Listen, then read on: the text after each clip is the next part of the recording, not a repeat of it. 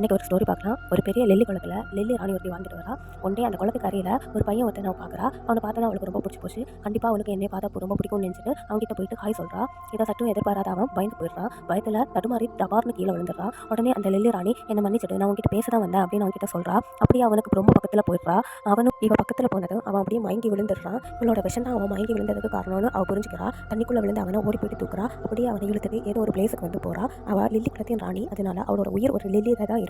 அதோட ஒரு இதெல்லாம் இவனுக்கு கொடுத்தா அவன் கண்டிப்பாக உயிர் பழைப்பான்னு அவளுக்கு தெரியும். அதனால அவன் அந்த இடத்துக்கு தான் கொண்டு வந்திருப்பான். அப்போது அந்த லில்லி ராணியை பிடிக்கிறதுக்காக அங்கே ஒருத்தன் படகுல வந்து வரான். அந்த லில்லி இதழ் இவளோட கையில் தான் இருக்குது. பட் படகுல வந்து அவனை பார்த்ததும் அவன் அங்கே இருந்து ஓடுறா. பட் இந்த படகுல வந்த ஆள் அந்த லில்லி ராணியை எப்படியோ பிடிச்சி கைத்தில் கட்டி படகுல தூக்கி போட்டுட்டான். குளத்துல இருந்து கிளம்புறதுக்கு முன்னாடி இந்த ஆளு நீ நல்ல வேலை பார்த்துறான், நம்ம இவளை பிடிச்சிட்டோம் அப்படின்னு ரெண்டு பேரும் சைகை காமிச்சிக்கிறாங்க. இப்போ தான் இந்த லில்லி ராணிக்கு புரியுது அவன் இவளை பிடிக்கத்தான் மயங்கி விழுந்த மாதிரி நடிச்சிருக்கான். அவளை ஒரு பெரிய தொட்டிக்குள்ள காட்சிக்காக போட்டு வச்சிருக்காங்க.